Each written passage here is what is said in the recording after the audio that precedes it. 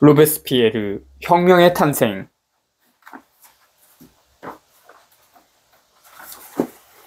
1793년 7월 8일 로베스피에르는 자코벤 클럽에서 신랄한 비판에 답변하면서 조금 모호하게 공안위원회를 옹호했다. 이 위원회 안에는 조직의 활력을 불어넣고 새로운 성격의 결단력을 제공하고 상황을 감당하게 할 수 있는 순수한 성원들이 있습니다. 그 말은 적어도 앞으로 있을 위원회의 쇄신이 갖는 중요성에 대해 주의를 환기시키는 것이었다. 보통 공안위원회의 모든 성원들은 특별한 문제 없이 매달 재선됐다. 그러나 7월 10일 당통, 캉봉, 들라클루아, 트레야르, 장 바티스트 트레야르 1742년부터 1810년 등은 재선되지 않았다. 반면 로베스피에르파의 3명의 보조위원 생땅뚜레, 쿠통, 생지스트는 상당한 표를 얻어 정식 위원으로 선출됐다. 그들은 프리베르트 라 마름과 에로드 세셜의 선출로 더욱 힘을 얻었다. 당통파 중에서는 튀리오와 가스파링, 토마스 에이드 가스파링 1754년부터 1793년만이 선출됐다. 로베스피에르가 이 쇄신에서 아무런 역할도 하지 않았으리라고 가정하기는 어렵다. 로베스피에르는 생땅뚜레의 뒤를 이어 공공교육위원회에 참여했고 그가 곧 자신의 임무에 열렬한 관심을 보였다는 것은 그가 다른 지위를 차지하는 데 아무런 개인적 야심도 없었음을 보여준다. 7월 13일 로베스피에르는 공공교육위원회의 보고자로 나서 자신의 친구 르펠르티에 드 생팔주어가 살해되기 전에 작성한 국민교육에 관한 계획을 국민공회에서 낭독했다. 373쪽 사회 구성원 모두가 교육을 받을 권리가 있다는 조항을 헌법에 삽입하게 한 것은 로베스피에르였다. 로베스피에르는 진정으로 모든 사람에게 제공되는 교육, 재산에 비례하여 징수한 특별 세금으로 거의 무상으로 제공하는 의무교육이라는 르펠티에의 생각을 자기 것으로 받아들였다. 이 항목에서 국민공회는 도저히 그를 따르지 못할 것이다. 그리고 로베스피에르는 르펠티에의 보고서를 낭독하면서 특히 한 구절에 크게 감동하였다. 3년 전부터 진행된 혁명은 다른 여러 계급의 시민들을 위해 모든 것을 했습니다. 그러나 가장 가난한 사람들, 가진 것이라고는 노동밖에 없는 사람들을 위해서는 거의 아무것도 하지 않았습니다. 여기 빈곤의 혁명이 있습니다. 르펠티에와 마찬가지로 로베스피에르가 지닌 사회적이고 민주적인 진취함, 유토피아적 이상주의가 모두 이 구절 안에 들어있다. 그들은 루소만의 아들이 아니라 18세기 전체의 아들이다. 그들에게 사회 정치적 문제는 우선적으로 그리고 궁극적으로 오직 계몽의 확산으로 해결될 것이었다. 나도 그들의 후손에게는 인간이 사상만으로 살 수 없으며 무엇보다 빵이 필요하고 다른 곳에서 빈곤의 혁명이 시작되고 있다는 것을 배워야 할 임무가 남겨질 것이다. 바베프가 그 임무에 투신할 것이다. 마라의 죽음.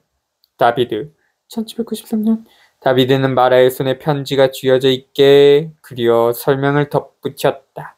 편지는 암살자 샬로트 코르데가 마라에게 접근하기 위해 도움을 청하는 내용을 담고 있다. 로베스피에르가 국민공회에서 첫 번째 자유의 순교자의 보고서를 읽은 것과 거의 같은 시간, 훨씬 더 위대한 또 다른 순교자가 쓰러졌다. 7월 13일 마라가 지롱드파의 우호적인 한 왕당파 여성에게 암살당했다. 그녀는 마라의 친절에 호소해 그에게 접근했다. 이 살해 소식이 전해진 뒤 애국파들을 사로잡은 흥분과 격렬한 분노 속에서 로베스피에르는 마라에 대한 극복할 수 없는 반감을 다시 한번 드러냈다. 그가 찾아낸 말이라고는 자기 역시 곧 살해될 것이며 그 점에서 그는 크게 틀리지 않았다. 공화국이 마침내 승리를 거두는 날 마라를 팡테옹에 안장해야 하리라는 것이 전부였다. 1월 21일 이후 르펠티에를 팡테옹에 안치할 것을 요구한 것이 바로 로베스피에르였다. 373초부터 374초. 샬리에가 395초. 리옹에서 반드들의 손에 참수된 지 사흘 만에 일어난 마라의 암살한 투쟁과 승리에 대한 산악파의 의지를 더욱 거세게 만들었다. 새로운 공안위원회는 즉각 몇 가지 단호한 조치들을 취했다. 노르망디에 파견된 파리 의용군 부대는 파시쉬르웨르에서 빈펜의 군대를 문자 그대로 증발시켜버렸다. 방대군과 맞선 군대들을 지휘하고 있던 귀족, 왕당파 비롱 장군, 알망 루이드 꽁땅 비롱 1743년부터 1793년은 성실하지만 유감스럽게도 아무런 능력도 갖추지 못한 샹키로트 로시뇰, 장 안토니 로시뇰 1759년부터 1802년로 대체됐다.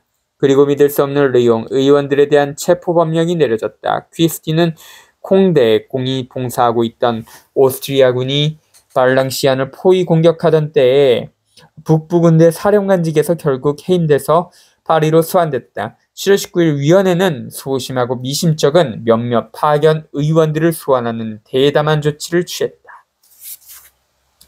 그리고 당통은 은밀하고 완강한 반대를 대대적으로 조직했다. 7월 21일부터 국민공회의 모든 회의는 전투가 됐고 모든 군사적 패배, 소환이나 지명은 매번 공안위원회의 활동을 의심할 기회로 활용됐다.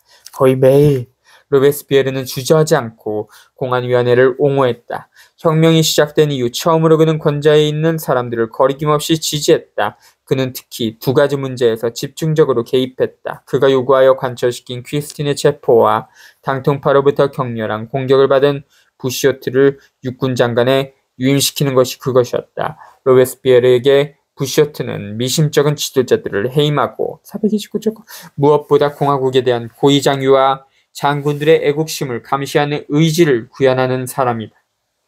오래전부터 알 수 있었듯이 그의 승리의 열쇠는 바로 거기에 있었다. 또한 그는 당통이 새로운 디무리에에게 길을 열어주기 위해 새로운 베르농빌, 피에르드 루엘 베르농빌 1752년부터 1821년 디무리에가 연이은 패배 뒤 적과 협상하고 있던 1793년 3월 당시의 육군장관을 부시오티의 자리에 앉히려 한다고 드러내놓고 말했다.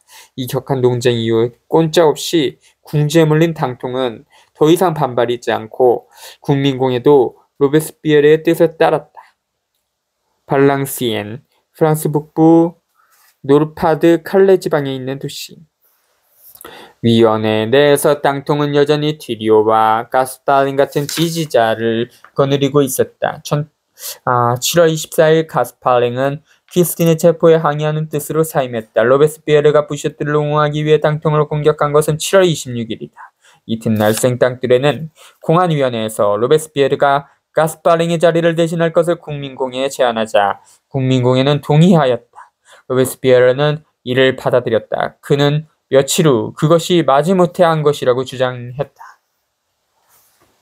그의 진심을 의심할 만한 것은 아무것도 없다. 혁명이 시작된 이래 무엇이든 공식적인 지위를 받아들이는 것을 내키하지 않는 그의 태도, 자유롭게 보고 거침없이 말하는 한낱 보초병이 되고자 하는 그의 의지를 우리는 이미 봤다.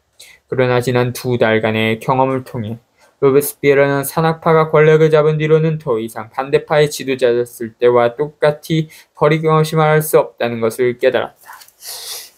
그리고 더 단순하게는 그는 1792년 8월 10일 저녁 꼬민에서 그리고 3월 말 보안위원회에서 그랬던 것처럼 중대한 위기의 순간에 책임을 거부할 권리가 자신에게 없다고 생각했을 것이다. 그가 자신의 미래를 순순히 받아들이는 이러한 종류의 비관주의를 우리는 이미 알고 있다. 1793년 7월 27일 공안위원회에 들어가는 막시밀리앙 로베스피에르에게 누가 다가와 앞으로 살 날이 정확히 1년과 하루가 남아있다고 예언했다 해도 그는 결코 놀라지 않았을 것이다. 18.